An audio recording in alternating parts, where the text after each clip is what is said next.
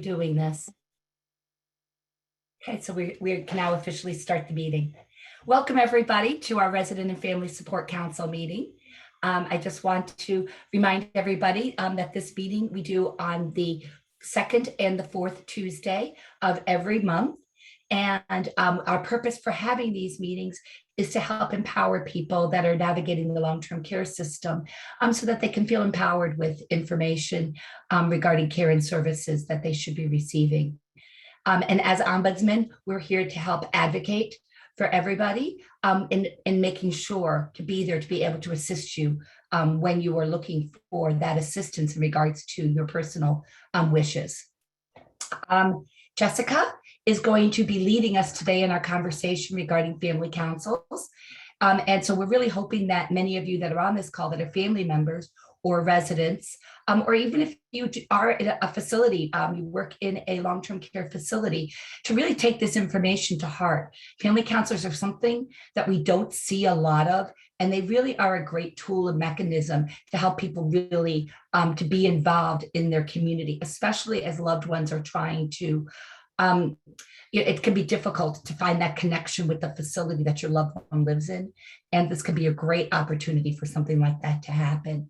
Before we go into this conversation, though, I do want to make sure that I thank the Illinois Pioneer Coalition for allowing us to use their Zoom account. They have been very gracious and kind in letting us to use their account for almost a year now. And it's really been great for us so that we could go use this medium, which is easier for people to be able to access. And as a reminder, we do record these meetings and then we put them on our YouTube channel as well. And that YouTube channel could be either be accessed through going to the Illinois Department on Aging's page and then access the Ombudsman page, and you'll see the link to the Resident Family Support Council. Or you can even just Google Illinois Long-Term Care Ombudsman Program, and it should come right up for you.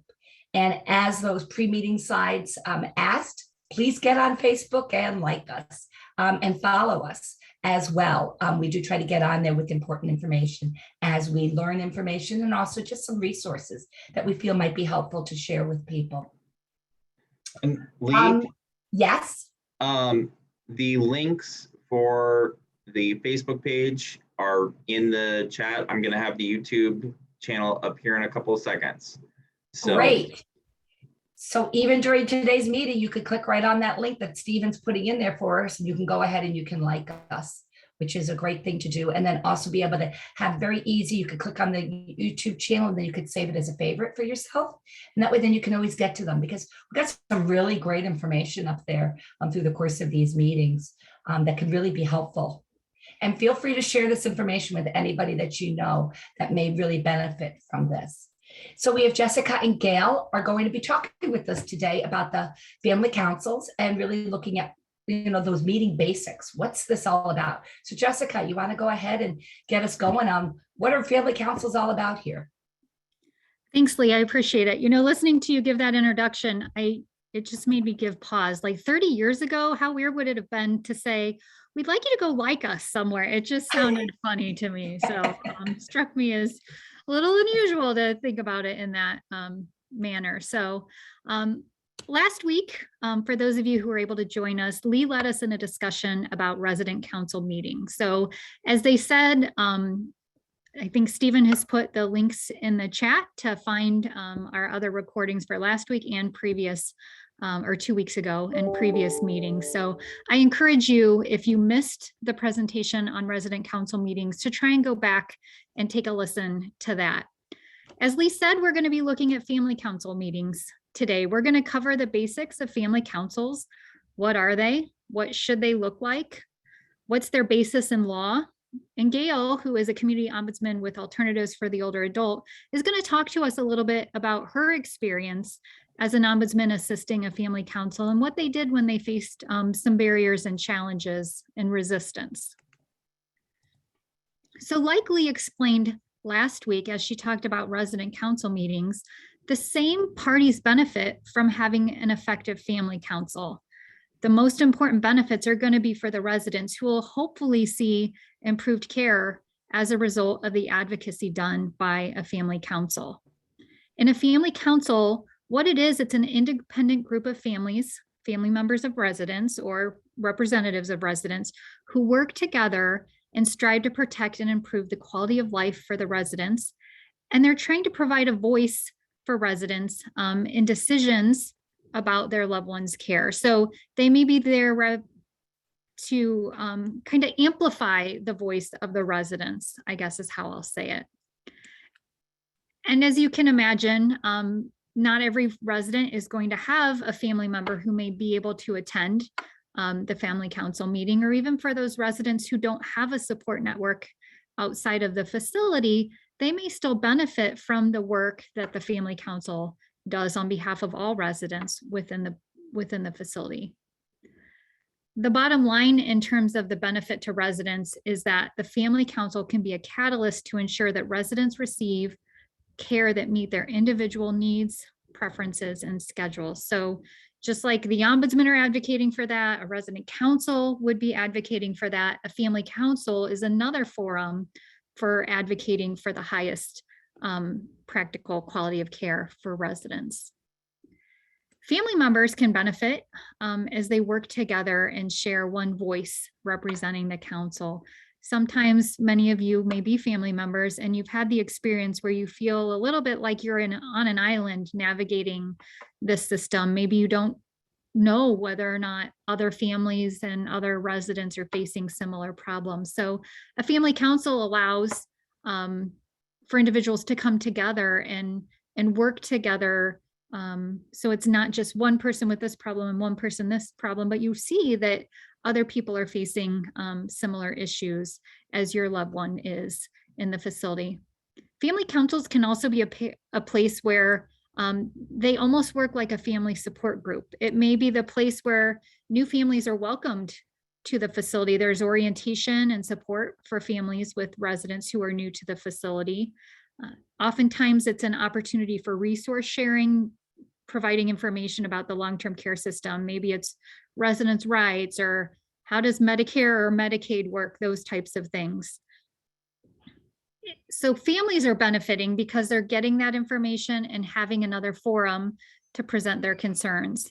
The administrators are going to benefit because they have the opportunity to see what it is that families see as areas of improvement within the building. And that could help administrative decisions that affect residents.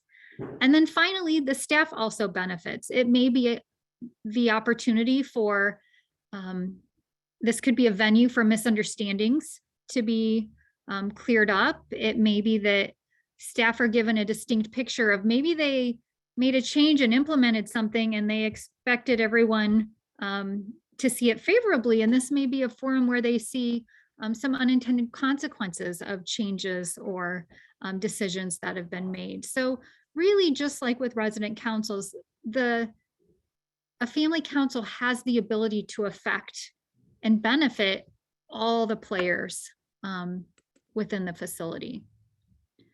As we shift to looking at the family council requirements, family councils are not required in any facility types, any licensed facilities in Illinois that are covered by the Ombudsman program. But just like I just mentioned, they're beneficial. So while they're not required, they would be beneficial in most of our facility types. And while not required, if families want to form a group, most facility types, and that's the list you see there on your screen, they're required to provide a meeting space in those facility types. So they have to provide a private meeting space if family members want to get together and join or create a family council. When we talk about nursing homes there, I'm talking about skilled and intermediate care facilities. So you'll notice we have some facility types that aren't on the list. Assisted living is not on the list. Supportive living is not on a list. And those facility types aren't even required to have resident councils, let alone family councils. The other one that is missing are what we call SMRFs, which are the specialized mental rehabilitation facilities. No, that's not wrong. That's not right. Specialized mental health rehabilitation facilities. There we go. Sorry. We use the acronym so much, sometimes it's easy to forget the actual word. They have a requirement for a resident council, though it's called a consumer advisory council. but their language doesn't refer to family councils in any way. So as we talk about the family council requirements, we're going to start with the federal law. So what we see here on the screen is the federal language, and what you find in the federal regulations starts with a resident has a right to organize and participate in resident groups in the facility. But when you go further in that section, you'll see this other detail. The facility must provide a resident or family group, if one exists, with private space. Staff, visitors, or guests may attend only at the respective group's invitation. So again, if it's a family council, the facility staff, the ombudsman, or other individuals can only come if the family council wants them to be there. The facility has to provide a designated staff person who's approved by the resident or family group and the facility. So they're going to agree on who this person is, but that person is going to be the one providing or serving as a liaison.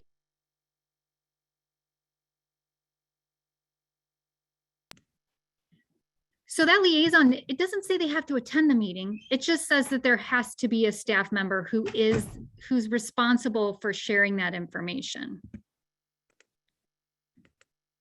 The facility must consider the views of the family group and act promptly on the grievances.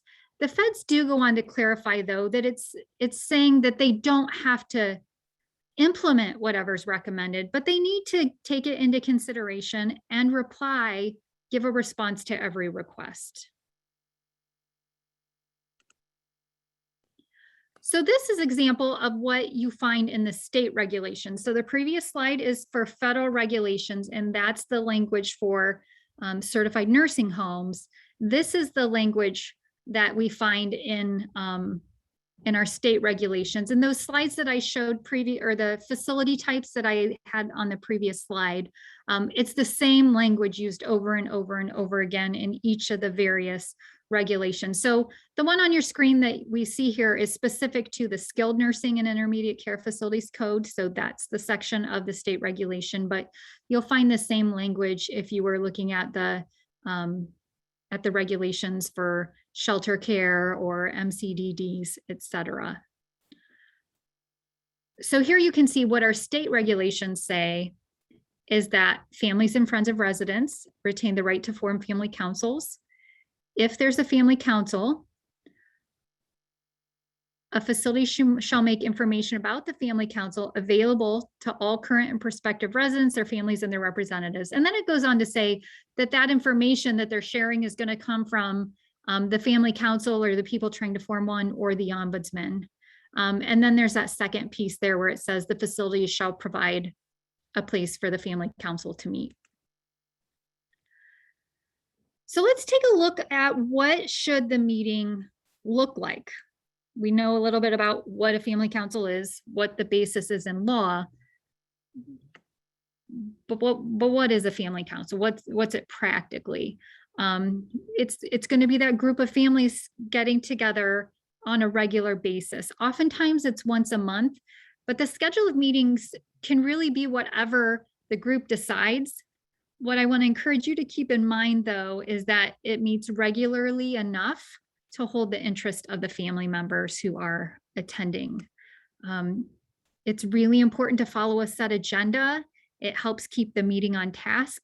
People don't want to come to a meeting that lasts 3 hours and just goes on and on and on. So having an agenda helps stick to what needs to be covered. And it may be that a follow-up meeting is needed, and by all means, I encourage you to do that. But that agenda really helps us focus in on what the expectations are for that time that's set aside that day. The meeting space needs to be private. And while the facility is required in many of our facility types to provide a meeting space, there are often situations where maybe the families aren't comfortable meeting there. Sometimes the relationship is so fractured, unfortunately, between facility staff and the family members that the family members choose to meet off-site. Many years ago, when I was working out in the field, I helped some families organize a family council, and that group met at Hardee's in the same town where they had, where the facility was. And it wasn't that it was a really contentious relationship between the family and the facility staff. They just felt better. There were some trust issues. And so it was better from the group's perspective to not meet on site initially. At a minimum, there should be a family member as a facilitator of the meeting. So you don't have to have a president or a chairperson, but there really does need to be a point person who's going to be the one moving the meeting along and running the meeting. Staff can only participate in the meeting with the invitation of the families, which we talked about that already. One of the things that you may want to do is set up a time where maybe the staff always come to the first 10 minutes of the meeting, or they always come the last 20 minutes of the meeting, you know, whatever time you feel is needed for the group to talk to the staff member, but maybe having a set pattern so the staff knows what to expect and the members know what to expect as well. Should be an opportunity for open dialogue. Minutes should be taken to reflect what is discussed during the meeting. And I encourage you to have a designated record keeper. And maybe it's a different person each meeting, but when you start the meeting, you know, maybe Lee knows that today she's our record keeper, so she's the one taking minutes. I would encourage you to find someone who's skilled at that and have them do it consistently if they can be there, only because I even see it, you know, with my work that when I take minutes, it looks different than if Lee takes minutes, it looks different if Chuck takes minutes. So for consistency's sake, it can be good if the record keeper could be consistent. And then finally, the goal of the meeting is to provide feedback to the facility staff. And so concerns and grievances should be presented to the facility administrator. And once they're presented, the expectation is that a response is reported back to the group. And it may be that at your particular facility, grievances go through that liaison who takes it to the administrator. Maybe the administrator is that assigned staff liaison. It can look different from building to building, but what's important is that those concerns are provided in writing to the facility staff and that they respond back in writing as well. Our family council meetings shouldn't look like facility staff running a meeting or doing most of the talking. A situation where all the department heads are all in attendance, unless invited by the families, and then that would be okay. It really shouldn't be a conversation dominated by any one individual. Obviously, if you're the chairperson or the facilitator of the meeting, you're going to talk more than others, but a family council is to bring ideas together and bring concerns together. And so it should be an opportunity for multiple people to chime in and give input. And we shouldn't have minutes that don't match the meeting. And I want to sit on that point just real quick a little bit. It's not saying that every detail needs to be in the minutes. And oftentimes it's best not to put all the specifics. Like Gail complained that this happened and this, you know what I mean? Like you don't need those details, but the minutes should match what was discussed. It may be that it needs to be more general and not verbatim what was discussed, but it's important that the minutes do match what was discussed during the meeting. The other thing this shouldn't look like, and I guess it kind of goes to that first point, is I've had facilities tell me that they have a family council, and really what they do is they have a family picnic. So they invite the families to come in and maybe they serve food, and it's in the summer on a Saturday afternoon or evening, and they have the different department heads talk about what's new and exciting in their area. That's not a family council. It's a great thing for the facility to have a family meeting, but that's not what a real family council is. So this slide has some tips to make the meeting more successful. I encourage you to establish bylaws for the council. Make it clear what's the purpose of the group, what are we trying to achieve, and how are we going to work together to achieve those goals. Have a set agenda. I mentioned that earlier. Here are the things that you might have part of your standing agenda, or these items may come in and out depending on from meeting to meeting. Read or use examples from the Resident Council Toolkit to make your meeting successful. That toolkit discusses resident rights, grievance procedures, and the requirements according to the feds of what facilities have to do to respond, sample agenda, sample minutes, ideas for committees, and that's more for resident councils, but it could be applicable. There's sample forms for grievances and resolutions in that resident council toolkit. And there's also a self-evaluation. So again, although that resident council toolkit is written for a different council type, a lot of what is in there, a lot of the same techniques and ideas marry very well into a family council.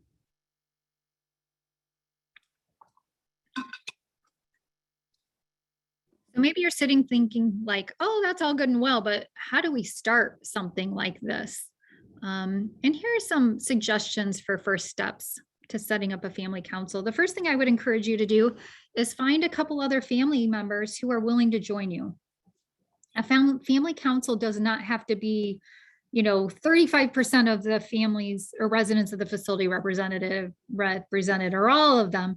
It can really start with a small group. If you can get 3 or 4 committed family members to start that family council, that's a great start. It's important that you talk to the administrator about your intent to start a family council. You're not telling them to get their permission, but family councils are much more successful with the administrator supporting them. However, they can also be successful without administrator support. So don't let that stop you, but it is an important step to let the administrator know that you're starting this family council, especially if you need to ask for space, right? You're going to have that conversation. You can contact your local ombudsman for technical support. They're a wealth of information. Many times the local ombudsman can come and attend your first few meetings to help you get started. Set up a time for the first meeting. I would encourage you to agree with those, 3 or 4 other family members that are willing to do this with you. Find a time that works for all of you, set the time, and then publicize the meeting. These are different ways, different ideas that you might use to get the word out about the meeting. You can post flyers. Maybe it's flyers in the facility if the administrator is willing. Maybe it's flyers around town. Handing out invitations, making face-to-face contact with visiting families. This has been a little more difficult with COVID, obviously, but it's still possible. Announcement in the facility newsletter or a local newspaper. I went to high school in Farmington, Illinois, and in Farmington, up until very recently, there was the Farmington Shopper. So every Wednesday, I think was Wednesday, you would receive a copy of the Farmington Shopper and 2 to 4 pages of a small town newspaper that basically was ads in that newspaper. And so that would be a great place to advertise a family council if there is some sort of local newspaper that works like that in your area. Again, if the facility is obligated, if it's one of the ones we spoke about, to help get the word out about the family council. And so giving them a blurb to put in their facility newsletter. If they send out paper bills, to ask them to include it with their billing. Just give them copies of letter and ask if they are the flyer, whatever you choose to do, and ask them to send it out along with their billing. If they do electronic billing, it may be possible that they can send information with that as well. Many of our facilities send email blasts out, especially with the shift to relying on technology for communication with the pandemic. And so 5 years ago, they may not have had the ability to push out information electronically in the same way they do now, but that may be another avenue where they're willing and able to help spread the word. Gail, I'm going to turn this over to you now to talk a little bit about some of the hurdles that you faced with the family council you helped start, and also how you work to overcome those. Okay. Well, thank you, Jessica. Can everyone hear me? Can you hear me okay? Okay, great. So in March of 2020, I began to receive a lot of complaints from a specific facility about residents were having their freedom of movement restricted in the facility. So, you know, they weren't having activities. And the only thing they were getting was a cart that went around from hall to hall with the same old magazines and the same puzzles, and a portable stair stepper for exercise. So the residents were feeling very frustrated. They couldn't get out of their rooms, just even go down the hall for a walk. And so I started getting these calls, and I thought the best thing to do would be to reach out to the family members, because at that time, ombudsmen were not allowed in the facility due to the restrictions. So I tried to reach out to family members by putting together a flyer, and then I went to the administrator and asked if they would get the flyers out, help me in getting those flyers out, and they were not interested in helping. So I tried to come up with other ways of getting a flyer out by maybe putting on the back of official ombudsman literature and seeing if they would get the flyers out for a family council that way. And again, I ran into hurdles. They were not willing to help me get any information out. So I started to gather emails addresses from the families or from the residents who were calling and complaining about their restriction. And like Jessica said, you could start with just a couple of family members and it'll grow. And that's exactly what happened. I put that flyer for a family council meeting on an email, and I sent it out as an invite for a Zoom meeting. And sure enough, those few family members, they sent out that invite. They shared it with the family members that they knew. And when I went to start the Zoom meeting, I found there were a whole bunch of family members. There was like over 20 family members on that Zoom call. It was overwhelming at first because I was just, very happy to see so much involvement, and that the families wanted to share their concerns about their family being restricted in the facility. We found out through those meetings that some residents had doctor's orders to go for walks as part of the rehab, and they weren't even able to leave their rooms to just go and walk around in the hallway to get the exercise they needed. They weren't able to just go out and get fresh air from their balcony. So we started meeting weekly through these Zoom calls. And they were pretty successful. It seemed like every time we were doing it weekly, and every time it was growing and growing. And it turned out that there was one family member that was leading the others. So we just helped to guide him to take more of the leadership. And we used the same kind of resident council agenda that you would use in the facility as our guide for taking notes. So we'd start with new business, any concerns that family members had for that opening meeting, and then we'd talk about old business and what the old business concerns were, and if they were resolving or if they weren't resolving. And I agree, it's really important to have an agenda. Because you will have family members that will get sidelined talking about very specific issues, maybe care issues or something more individual that maybe you could take care of at a later, more individually with that person. But that one family member in our council really helped to lead the others. He also would go to the facility and stand outside and hand out flyers to family members that would be coming by to do like window visits. So we were getting the word out.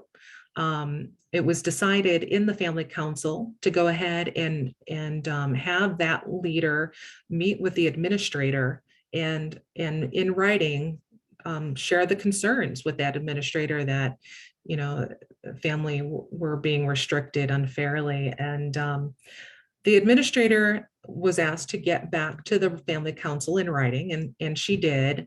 It was usually a pretty short message that I will do. She would come back with an answer. I will do the best I can, or I'm looking into it and I need to seek corporate consulting. So after a while of getting that kind of response from the administrator, the family council felt frustrated. Nothing was getting done and they wanted to take it to another level. So at that time, it was decided to go ahead and document each of these meetings and the concerns and how they were not being resolved. And the family leadership took their concerns to their state representatives. And also they filed a formal complaint with the Department of Health and Family Services as well. And after that point, restrictions started easing. You know, I think also the activities were starting to be offered. There was an investigation. So I think as a result of that family meeting, we did see some positive outcome. So I really highly recommend starting a family council, because I think you can have family members really affect change in the facility for the good. So, Thanks, Gail. I think that, you know, that recent example very much clearly came out of the pandemic and those, what the families saw, and maybe a lot of us saw as excessive restrictions on residents in that facility. And I want to make sure and just reiterate that this facility, it was a supportive living facility, so they don't have any regulations for resident councils or family councils. So they weren't required to assist with that dissemination of literature about it, but Gail persisted and still found a way around that. So I want that to be an encouragement to you if you're a resident or a family member that's not in one of those licensed facility types that are required to assist with getting the word out. That it's still possible to do that. In addition, Gail, I know you said that that they went to their state representatives. They also did the family council also file a complaint with the regulators? So because it's supportive living, it's healthcare and family services? Yeah. They filed Okay. a formal complaint with the Department of Health and Family Services. And they did actually come in. They investigated like shortly after that complaint went through, and then they started seeing change in activities offered. And at just about that time too, though, they I think IDPH was also lessening the restrictions for visitation. So kind of all came together maybe at one time. I think it's important to keep in mind too that, and I don't remember if the facility got cited for this or not. The point I want to make is even if IDPH or HFS come in and do a complaint investigation and may have no findings, sometimes the fact that they came in can affect change within a building. So I just want to make sure people are aware of that as well. If I can just- Let me add something here. Is that okay? Yeah. So actually, Stephen and I helped a facility that's in his area that has everything on their property from skilled to assisted to independent that had all kinds of issues, and we helped them establish a family support group or family council. And when everything they tried to do to go through their administration was doing no good, and they actually wound up having to go to their board because this place had a board of directors and it's a nonprofit. And even that didn't resolve a lot of things, but it is making sure their voices are heard. And And a lot of it was other people giving each other ideas of, okay, you tried this and this hasn't worked, so now let's try this. So- Absolutely. That idea sharing, problem solving, troubleshooting is extremely valuable during a family council meeting. And as somebody, I've been an acting administrator in nursing homes before. And one of the buildings that I was an acting administrator in, we had a very active family council. And they met on Saturday because that was the day that made the most sense for the family members. And they wanted the administrator to be present at the meeting because they wanted to make sure that it was they were being really listened to. I found it, for me as an administrator, really helpful to hear that complaint, not just from one person, but from multiple people, so I could see how deep it ran. Because many times when a complaint comes about, my mother keeps losing her laundry, it just gets solved for that mother who loses her laundry. But then as administrator, if you're hearing that this person's losing their laundry and they live on this floor and this person on this floor, and there's something going on in laundry that I need to investigate then as an administrator, because it can't just be that one sweater that may potentially she left in the dining room and they didn't have her name up.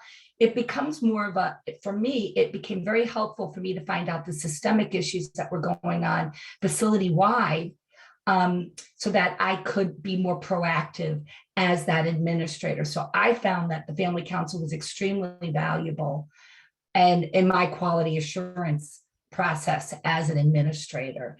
And I think that that's something that as a family, if you're looking to start a family council, even to share that with the administrator, to ask them for their support so that it gets listened to differently and responded to differently when it's one person making the complaint versus a collective formalized group of people making that complaint.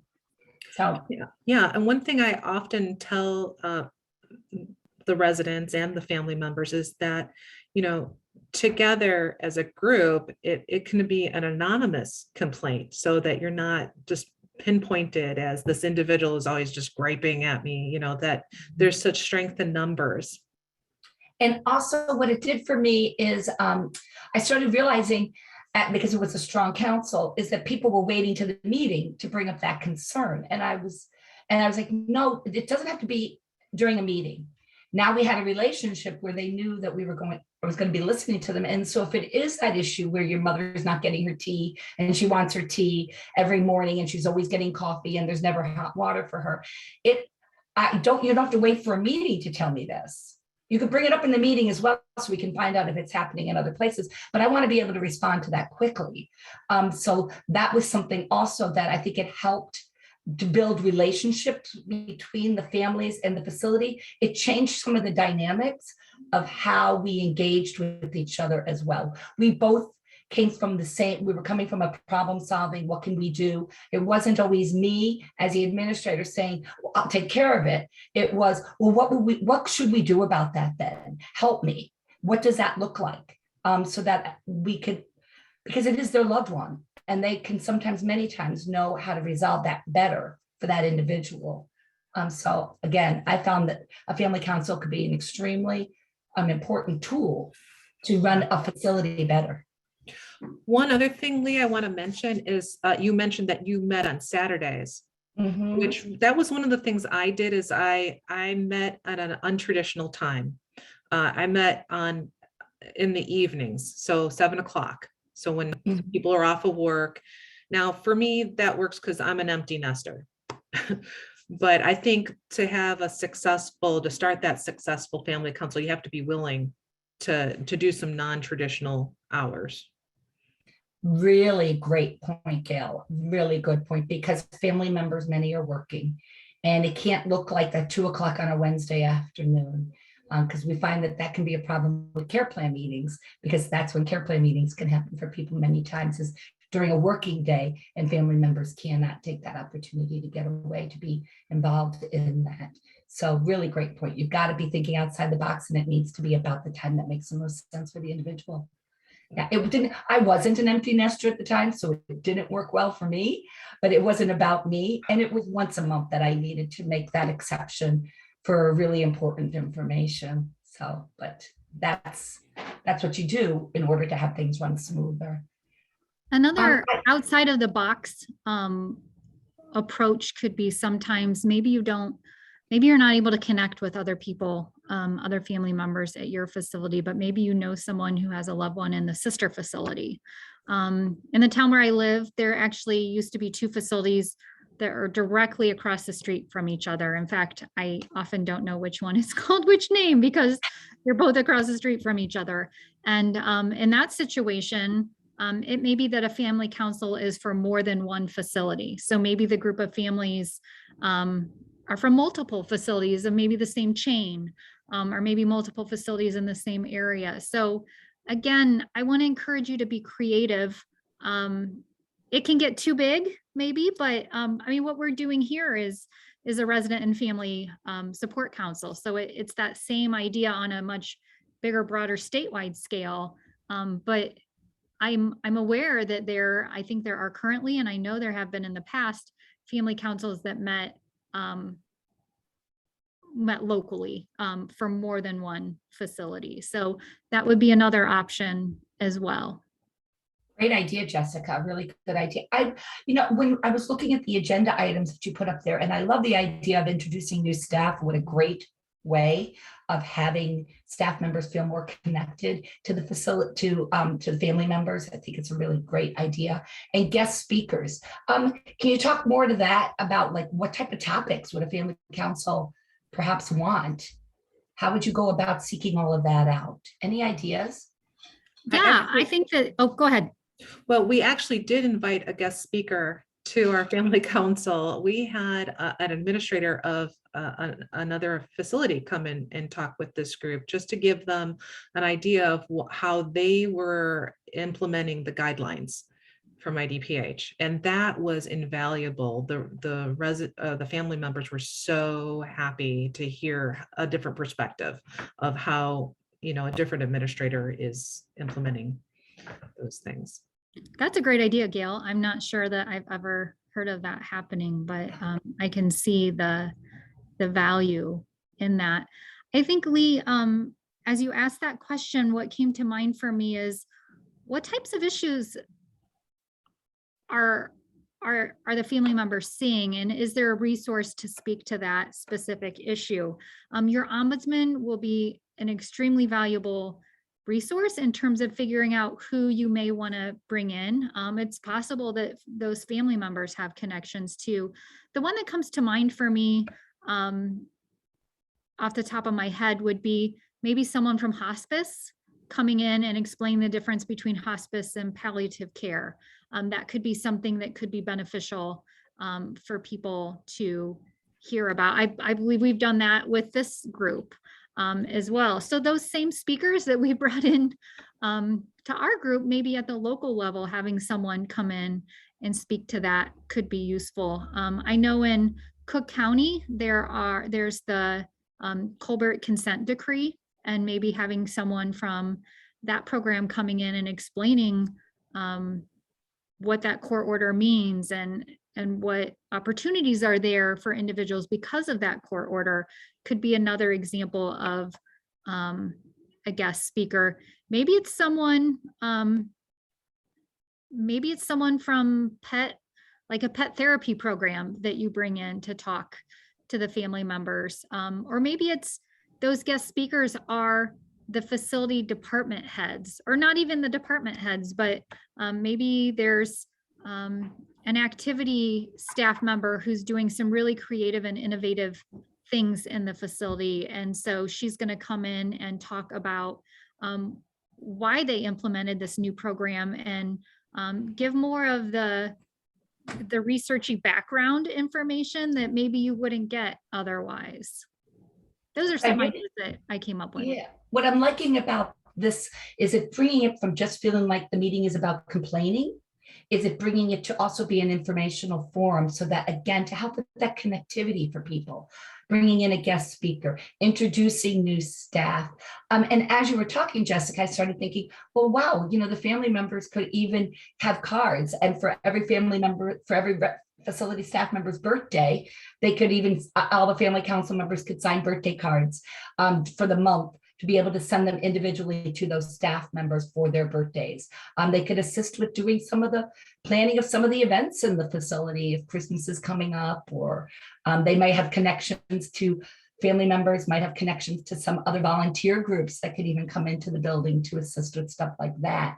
So it's kind of a different, it's taking the council from just being about, well, let's complain about things and get those complaints reacted to also becoming more of a community at large. And I like the idea of that, so that we're working on relationship building.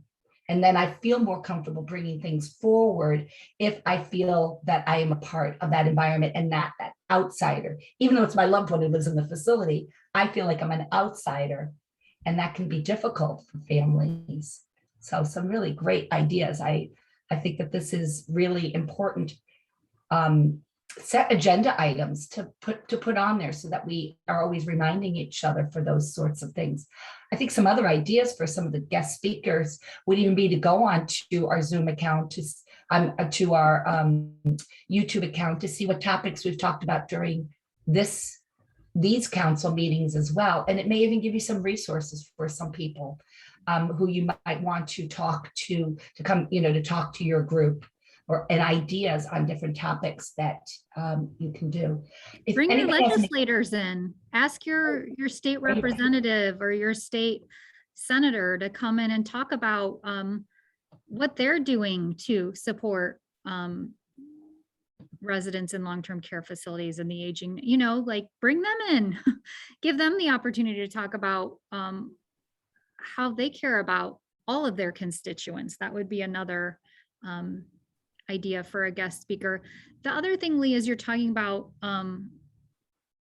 not just having the family council focused on complaints, though that's a really important part, right? We're trying to solve problems.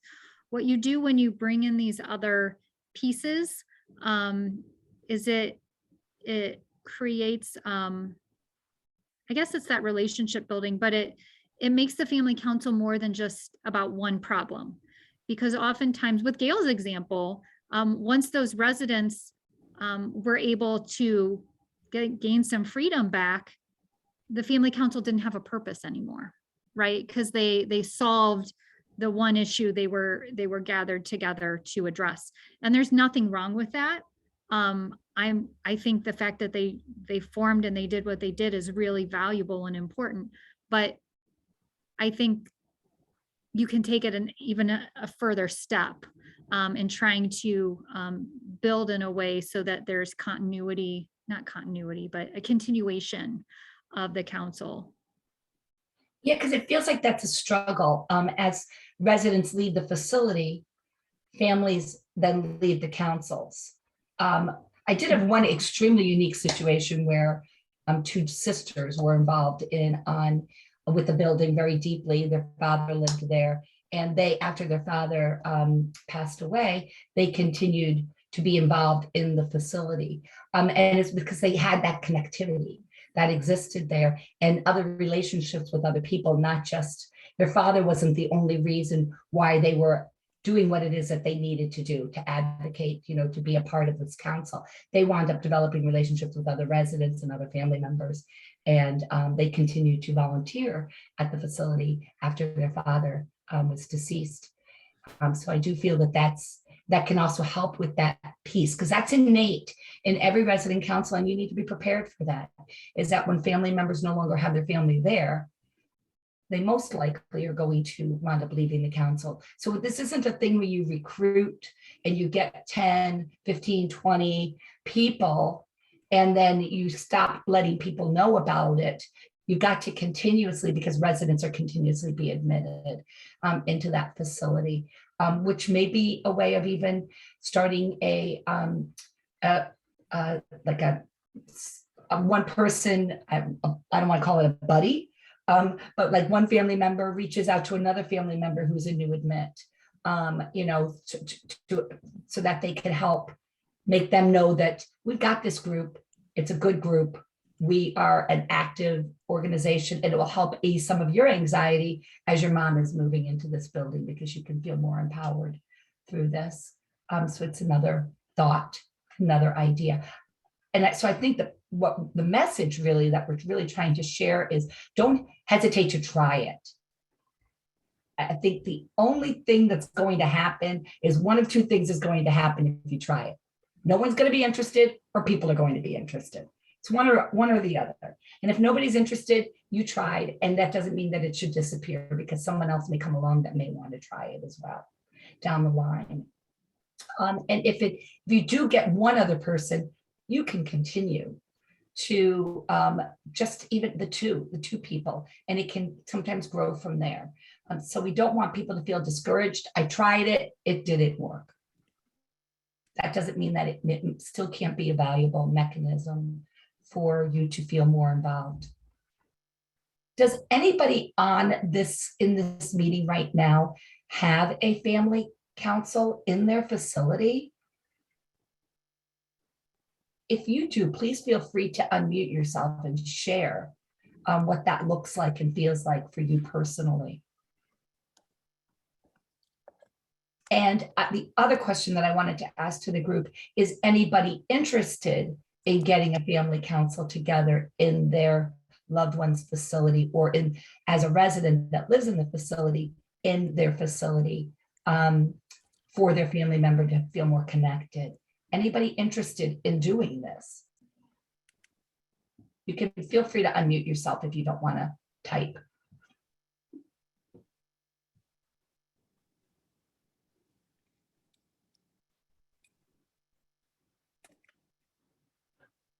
Well, if anybody is interested in doing this,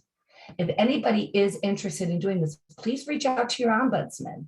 And Stephen did put that contact list up in the top that you can look for. And it says at the top of it, it says Ombudsman Program Contact Information. If you click on that, that has the Ombudsman contact information for each area across the state. And that you can then talk to somebody there through your regional program, and they can assist you in getting something happening. Even if you just want to talk it through with somebody, you might not want to, you're not sure if you really want to do it, but you're curious if other people in that facility would want to do it, we can help facilitate that conversation as well. And if you could always email me, and I will go ahead and put my email address in. You can always email me as well if you aren't quite sure how to get a hold of your regional ombudsman to have that conversation. And I just put that into the box, so please feel free to be able to do that too.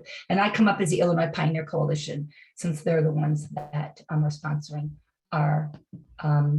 these meetings for us. Does anybody have any other questions, maybe potentially even not addressing this topic? Any other topics? If you do, again, you can feel free. We're nearing the end of our hour. I really want to thank Jessica and Gail. Thank you so much. Jessica has been doing this for a really long time, so she has a lot of great life lessons from doing this. So thank you for that. And Gail, being able to hear firsthand about your story and how that was able to evolve. Hopefully that helps some other people see how they can do this and do it successfully. So really thank you for that. Really appreciate it, Gail. Thank you so much for doing that. Well, what I'm going to do then is I'm going to stop the recording for today. And I just want to thank everybody for being here. I'm going to go ahead and I'm going to put up the poll. If you could please stick on just for a little bit more.